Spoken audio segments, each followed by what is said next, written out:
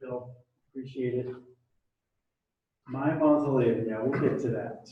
I think it's interesting that I'm giving an icebreaker speech this late into the game. I've been a Toastmaster for a couple of years already, have my confident communicators status already, but an icebreaker is how you get to know somebody. How do you really get to know somebody?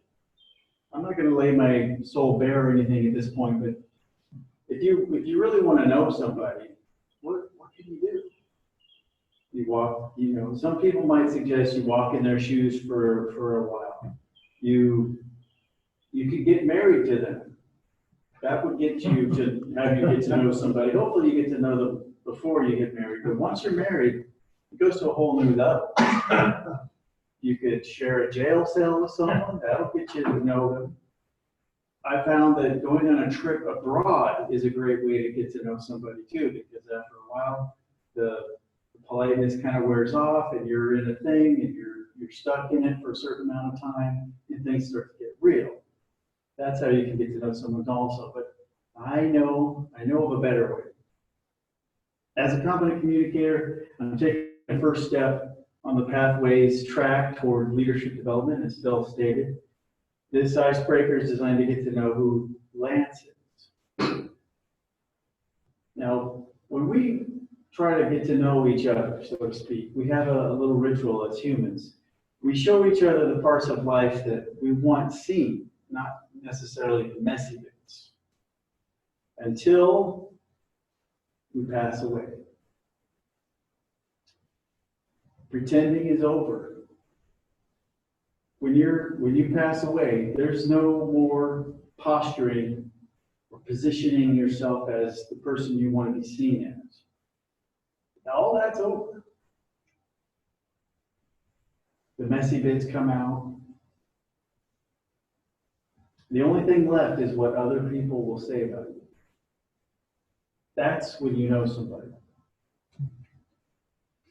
So I've given this some thought. I can't control other people, but I know what I want to say about me after I'm dead. Does that make sense? I have three very important things, my priorities in life. I boiled it down to the three most important things in my life. They all start with the letter F. And I want these to be on my tombstone. I initially thought I would have, when I was younger, I thought, I want a mausoleum. I want this big marble thing that says, Lance was a big deal. And, look at me. What a great person he was. What a great man he was. He has a mausoleum. And I thought, well, these F's are very important to me. So what if I just had the whole thing shaped like WTF, Wilder's 3 F's. And then I thought, well, that could be misconstrued. Maybe I should dial it back a little bit. So my tombstone, I'm just going to have a headstone, and I wanted to have the 3 F's on it. The 3 F's, my 3 F's, are friends, family, and faith. First one I would say would be faith. That's the one that's the most important one to me. People who have a strong faith are not uncommon. Everyone probably knows some people who have a strong faith in something. But in my case, finding my faith was transitional. It took me from being a self-centered jerk. And I'm being honest. I'm being honest here. That was how I was raised. To look out for myself, what I can get. It was all about me. Now, it turned me from that into someone who actually looked to something bigger than myself. It took the focus off of me, which was sorely needed. I'm not better than anybody else.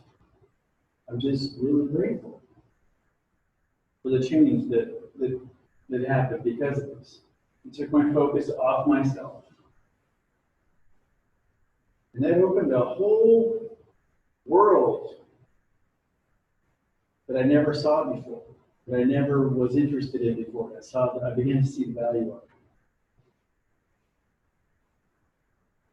My second F is family. Everyone has someone they came from. They have family. Everybody, I would say, values their family, at least someone. Even if yours is not perfect, you have value for your family. They bring balance and support. My family is far from perfect, but I remember when I gave them the benefit. I came to the point where I forgave them for not being the parents that I thought they should have been or could have been. And I accepted them as they are. And that opened up a whole new world for me, that I can have a relationship with my parents.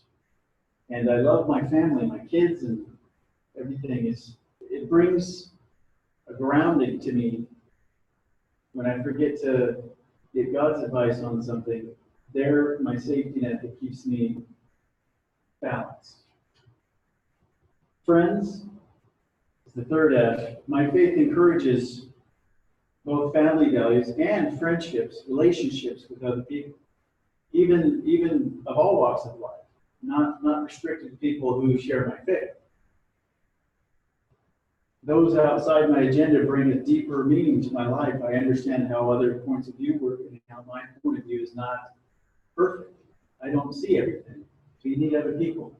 My faith also says strangers are to be treated kindly, like a friend.